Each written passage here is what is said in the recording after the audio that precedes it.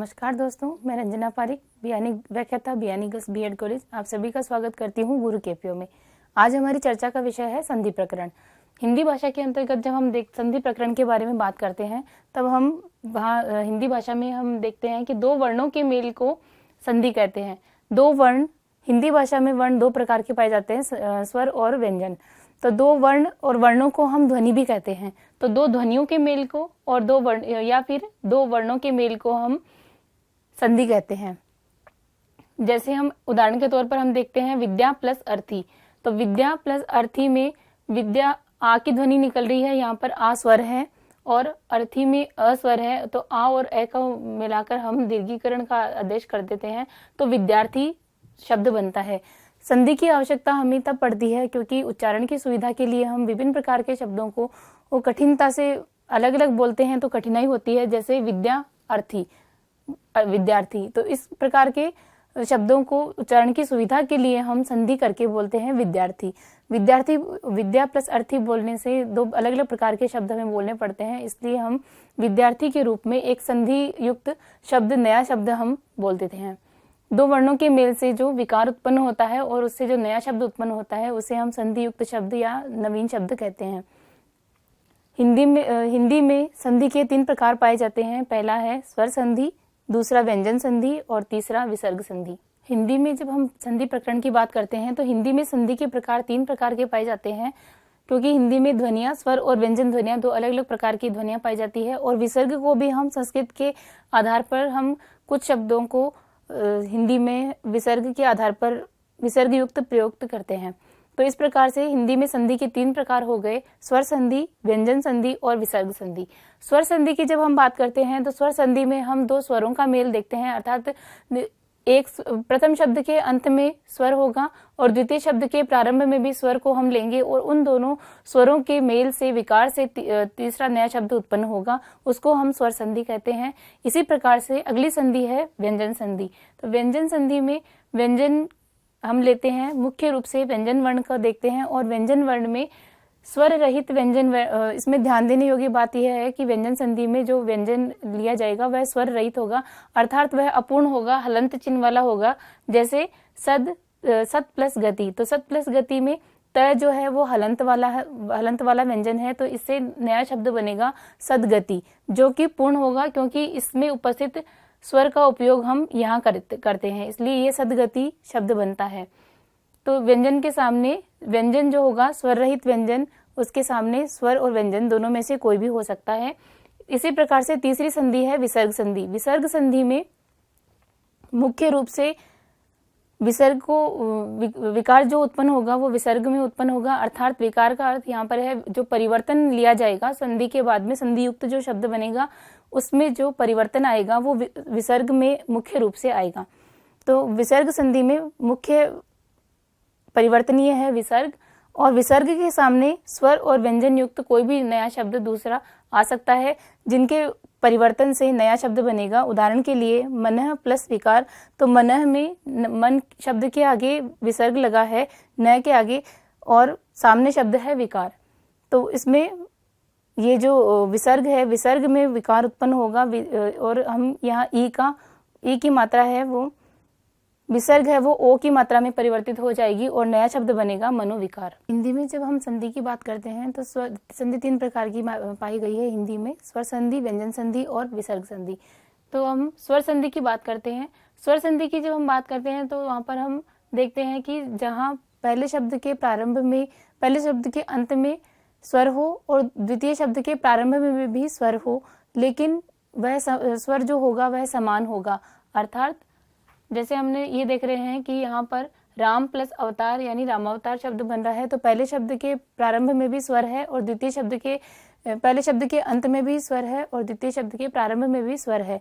लेकिन स्वर संधि जो होती है वह स्वर, इसमें मुख्य स्वर होते हैं, अर्थात अंत में और प्रारंभ में दोनों में ही स्वर होंगे।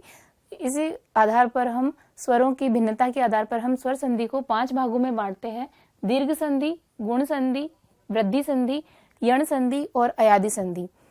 दीर्घ संधि की जब हम बात करते हैं, तो दीर्घ संधि में मूल स्वरों की समानता के आधार पर दीर्घ संधि पाई जाती है, अर्थात मूल स्वर चार हैं हिंदी में: अ, छोटी ई, ऊ और री। री का उपयोग हिंदी में कम होता है, संस्कृत में ज्यादा होता है। ए स्वर प्रथम शब्द के अंत में अ होगा और द्वितीय शब्द के प्रारंभ में ए या आ में दोनों में से कोई भी हो सकता है। तो ए मूल स्वर ये हो गया ए, और ए की समानता में आ बनता है, तो मूल स्वरों की समानता के आधार पर दीर्घ संधि बनती है। इसी प्रकार से हम देखते हैं ई स्वर के सामने अगर प्रथम शब्द के अंत में ई आएगी और द्वितीय शब्द के प्रारंभ में बड़ी ई आती है तो भी हम इसको दीर्घ संधि के अंतर्गत ही रखते हैं। जैसे उदाहरण के तौर पर अभी प्लस इष्ट, यहाँ हमने अभी शब्द के अंत में प्रथम शब्द के अंत में छोटी ई है और यहाँ भी छोटी ई है और इन दोनों की समानता के आधार पर बड़ी ई अभीष्ट शब्द में बड़ी ई बन रही है। इसी प्रकार से ऊ को लेते हैं हम, तो भू प्लस ऊपरी, यहाँ भी ऊ है, यहाँ भी ऊ है और जो विकार उत्पन्न होकर नया शब्द बन रहा है उसमें भी बड़ा ऊ बन रहा है।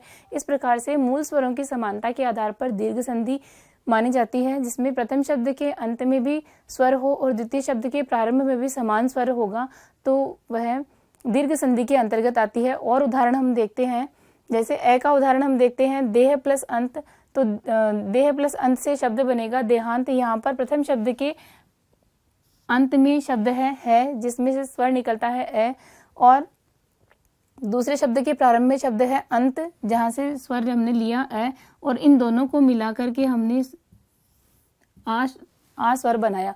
इसी प्रकार से हिम प्लस आलय, यहाँ से हमने अ लिया, यहाँ से आ लिया और इन दोनों को मिलाकर हमने स्वर बनाया आ।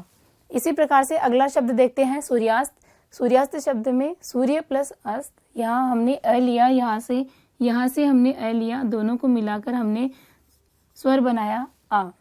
इसी प्रकार धनार्थी शब्द है, यहाँ हम देखते हैं धन प्लस अर्थी, यहाँ से हमने अ लिया, यहाँ से भी हमने अ लिया और दोनों को मिलाकर स्वर बनाया हमने आ।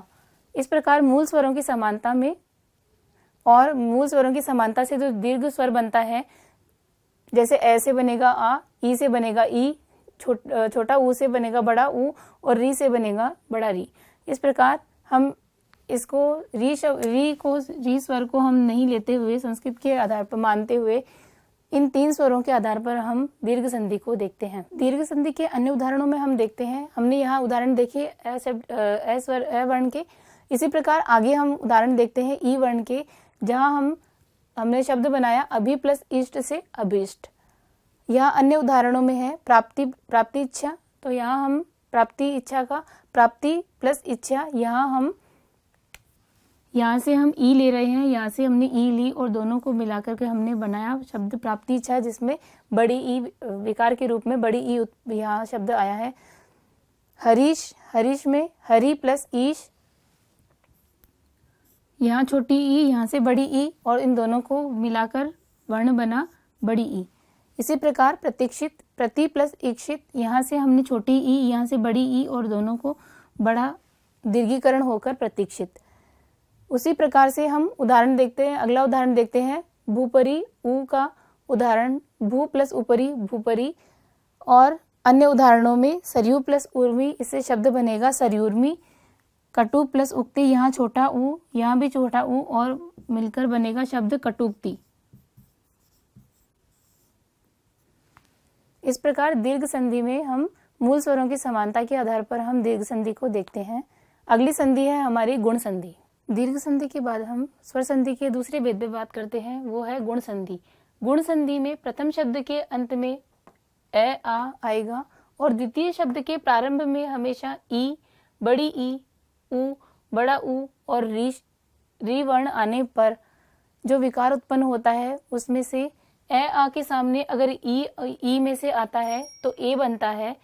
उसी प्रकार से ए आ के सामने अगर ऊ आता है तब वर्ण बनता है ओ।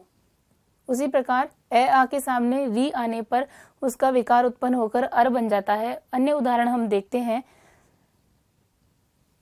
जैसे अ और री के सामने ए और री का ए के सामने री आने से बना अर।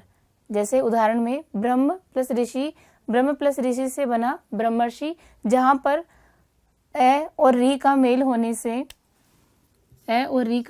से बना अर। तो अर में र की मात्रा ऊपर लग जाती है रेफ के रूप में। इसी प्रकार अन्य उदाहरण देखिए, राजर्षि, राज प्लस ऋषि, तो यहाँ पर शब्द बना राजर्षि और अर की मात्रा र जो व्यंजन स्वर रहित था उसकी मात्रा लग गई रेफ के रूप में। इसी प्रकार अन्य उदाहरण देखिए, ई के सामने आने से ए बनता है, जैसे नर प्लस इंद्र नरेंद्र, उप प्लस इंद्र, यहाँ से हमने अ लिया, यहाँ से हमने ई लिया और बना बड़ी ई। उसी प्रकार सुर प्लस इंद्र में यहाँ से ए लिया, यहाँ से ई लिया और इन दोनों के मेल से विकार से बना स्वर बना वह है ए। उसी प्रकार ए और बड़ी ई के सामने आने से तो बना है ए। परम प्लस ईश्वर परमेश्वर, यहाँ पर हमने वर्ण बनाया ए। गण प्लस ईश अ और ई के मेल से बना ए। दूसरा उदाहरण देखिए, आ के सामने ई आने से ए बना महा प्लस इंद्र महेंद्र। यहाँ हमने आ और ई लिया और ए बनाया, यहाँ भी हमने आ और ई लिया यथा प्लस इष्ट में यथेष्ट। अन्य उदाहरण, आ और ई के सामने बड़ी ई आने से ए बना रमा प्लस ईश, यहाँ आ है यहाँ बड़ी ई है और वर्ण बना ए रमेश। इसी प्रकार राका प्लस ईश राकेश, ए के सामने उ आने से बनेगा ओ। जैसे हम उदाहरण देखते हैं परोपकार शब्द, परोपकार में पर प्लस उपकार, यहाँ ए और उ के मेल से बना ओ परोपकार। अन्य उदाहरण हमने देखा, अ और री के सामने ए के सामने री आने से बनेगा अर, ब्रह्म प्लस ऋषि ब्रह्मर्षि, अर बना और अर में से अ यहाँ आ गया और रे की मात्रा ऊपर लग गई। इस प्रकार से स्वर संधि के दो भेद हमने देखे, दीर्घ संधि और गुण संधि। इस वीडियो को देखने के लिए आपका बहुत बहुत धन्यवाद।